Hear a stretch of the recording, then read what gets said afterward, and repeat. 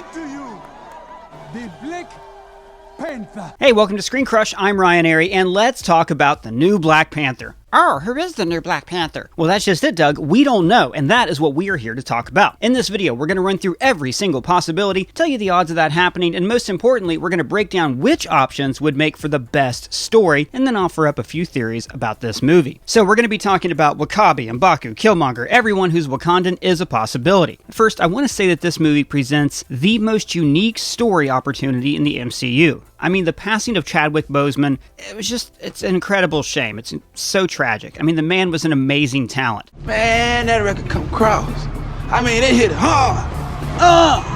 So, when Marvel decided to not recast the character, they were essentially killing off their lead character in a franchise just one movie in. This is something we've never seen in a movie before. Imagine if Steve Rogers died in the opening sequence of The Winter Soldier, or if the Palladium poisoning would have taken out Tony in Iron Man 2. I mean, this is a storytelling choice that we haven't seen since The Red Wedding, when we have absolutely no idea what's going to happen next, or who is safe. Plus, the characters in the movie will be experiencing grief and trauma, just like the audience's very real feelings about Chadwick Boseman's death. Now add into this that there's a mystery about the new Black Panther, and we've never seen a superhero movie where we just don't know the identity of the superhero beforehand. I mean, I wish with all my heart that Chadwick Boseman was still with us, but it seems like Ryan Coogler and his team are paying tribute to the king while still using his passing to tell a compelling story. So let's speculate on who the new Black Panther could be. Now most importantly, we have to remember that there are no more heart-shaped herbs. Burn it all!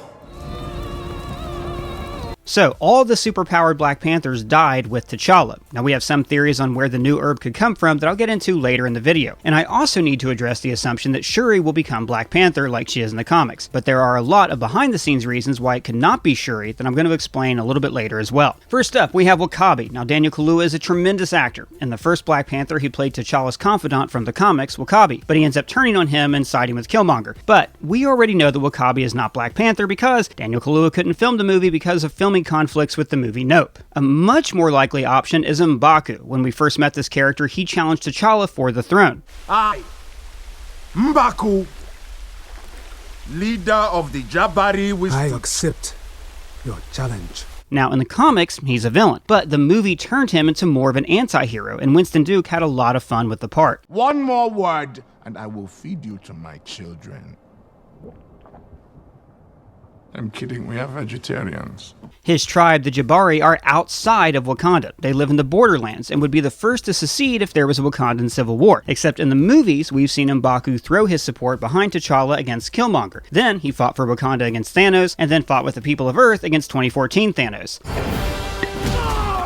So it is possible he's become a full-on hero in the MCU. But the Panther we see at the end of the movie is too slim to be Winston Duke, so I think it's more likely he would be an antagonist moving forward. So one wrinkle in MBaku's story is that he was not dusted. So it's possible that during the 5-year blip, he changed his tune a bit and became more isolationist. Maybe he even challenged for the throne, but then was forced out when T'Challa returns. I think he's a more interesting character if he challenges for the throne at some point. His loyalty was to T'Challa, the man who beat him in combat, so maybe he wouldn't be cool with another new Panther. Remember, he had beef with Shuri. We have watched with disgust as your technological advancements have been overseen by a child.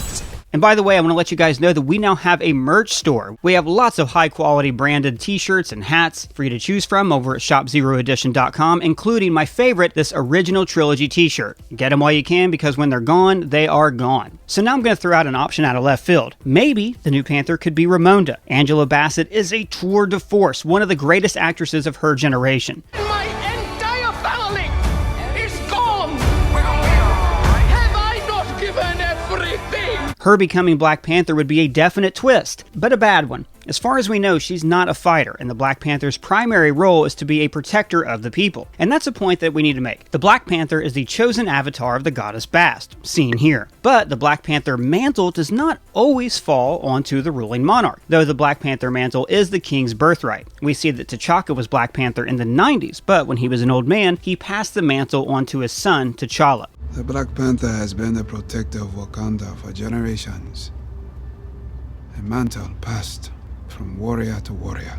This is why the effects of the heart-shaped herb have to be taken away before combat, because the right to be king of Wakanda has to be earned, and being Black Panther does not automatically entitle you to be the king. Which brings me to my favorite Dark Horse candidate, Eric Killmonger. But he died. We saw him die. Did we? This is the MCU, where No one's ever really gone. the Wakandan people's faith is based on a very real afterlife, and we've literally seen this afterlife 3 times, so Eric Killmonger's spirit is still kicking around in the Wakandan spirit realm somewhere. So no matter what, I think whoever becomes the Black Panther is going to encounter Killmonger in the afterlife. Now, in the comics, Eric Killmonger did die, but his followers brought him to something called the Resurrection Altar to bring him back to life. So like, remember, we're dealing with Wakandan super science and the eternal soul. They can bring back Killmonger if they want to. Bast could even bring him back to life to be his avatar, the way Khonshu chose Mark Spector to be his avatar and brought him back from the dead. And bring my vengeance to those who would do them harm.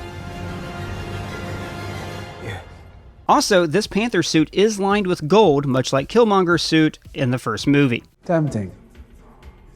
But the idea is to not be noticed. But would that not cheapen his death? Death was better than bondage. No, his death would be cheapened if he came back and then was the same old villain. But imagine a Killmonger who's on a redemption arc, kind of like Loki's. A former villain who's now a leader, like Magneto was in the comics. He would have an arc like Bruce Wayne in the Justice League. He would be haunted by the death of the hero that he fought in the first film and would want to succeed in his name. You ever hear of Superman? He died fighting next to me. And we also just released a video comparing Justice League to the Eternals. You should check that out if you have time. Okay, now we're getting into the final 3 candidates, and they're all women. This figure at the end of the trailer has a more feminine physique, but also the Panther mask on the poster is more slender with higher cheekbones, so it's likely the new Panther is a woman. First off, Okoye. Danny Gurira is amazing, but I think we can rule out any of the Dora Milaje. They've taken an oath to protect the king, not become the king. But then again, if the goddess Bast chooses her, then she must answer. Seeing her take on a mantle that she never dreamed of having would be a strong direction for the character. But the comics have an even stronger story for the Dora Milaje. Two Dora, Anika, and Ayo abandoned their posts and formed a coalition of women that they freed from warlords. Now, the 2 of them ended up falling in love and forming a rebellion against the throne. I think we'll see a version of this story in this movie. Michaela Cole is playing Anika, and she's wearing armor similar to the Midnight Angel armor that these characters wore in the comics.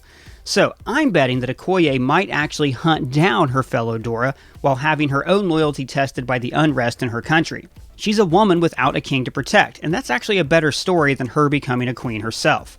Now, Nakia is my personal pick for the best Black Panther choice. I love Lupita Nyong'o. She can do anything. Mrs. Steps won't even grab me no soap to clean with.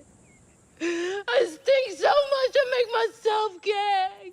So in the movies, Nakia was a war dog, a member of the Wakandan secret police who neutralizes threats in the outside world. But she always leaned more into social justice, protecting women from human traffickers. This is why she pressured T'Challa to help with the outside world. Now remember, she was T'Challa's ex-girlfriend, but she was also his social conscience. She saw the king that he could be, and encouraged him to be his own man. You get to decide what kind of king you are going to be.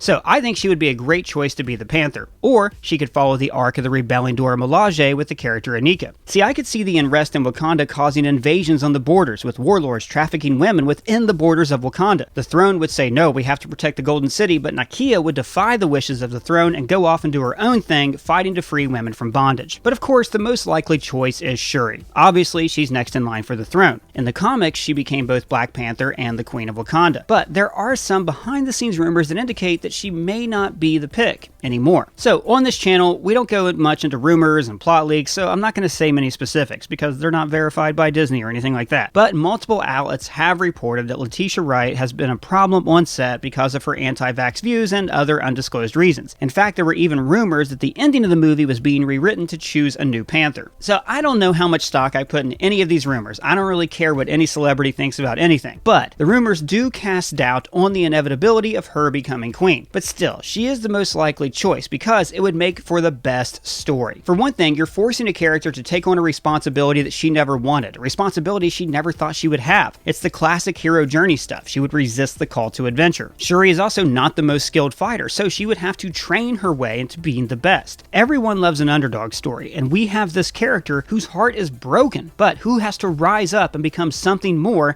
to save her nation. She's also always relied on machines for her fighting, but being Black Panther means that you have to be in touch with your spiritual side, and this is her journey in the comics. See, Shuri is super smart. In the movie, she's the one who invented all this Wakandan tech, but in the comics, it's T'Challa who is the genius who modernized Wakandan technology. So it's not a stretch for the Black Panther to also be the scientist in the family. So in the comics, Shuri was T'Challa's younger sister, and she dreamed of becoming the first female Black Panther. She was planning on challenging her uncle for the title before her brother beat her to it. Years later, she did become the Panther and Queen of Wakanda. So long story short, when Namor and a group called the Cabal invaded Wakanda, she was killed, but placed in a kind of like preservation amber. Then for like 12 issues, her spirit walked around a Wakandan spiritual plane and like communed with a spirit who looked like her mom. So when she returned, she was now a sorceress with powers like turning herself into stone or into a bunch of birds. I'm actually not doing it justice. It's a great story, and I highly recommend you pick up the comic book run by Ta-Nehisi Coates. It's fantastic. So let's get into a little bit of theory time, trademark heavy spoilers. In the trailer, Ramonda says, And my entire family is gone! she thinks that both her children are gone. So maybe Shuri does die or is near death in this movie and then enters the spirit realm like she does in the comics. She could spend a significant portion of the movie exploring the spirit realm, where she has to confront her own self-doubts and learn to not rely on technology. I think that Shuri will begin the movie trying to synthesize the heart-shaped herb, essentially trying to artificially recreate the supernatural power of Bast. Her spiritual journey will teach her to trust in the spiritual side of her Wakandan heritage, and the Panther goddess Bast will show her to a place where the herb grows naturally, and this place might be in Atlantis, forcing these two kingdoms to unite against the Western forces who are trying to divide these nations. And like I said before, MBaku is not too hot on Shuri. We have watched with disgust as your technological advancements have been overseen by a child. So this could open the door for him to challenge her for the throne in the next movie. But who do you think the new Black Panther is going to be? I want to hear your theories and comments down below, or you can @ me on Twitter. And if it's your first time here, please subscribe and smash that bell for alerts. For ScreenCrush, I'm Ryan Airy.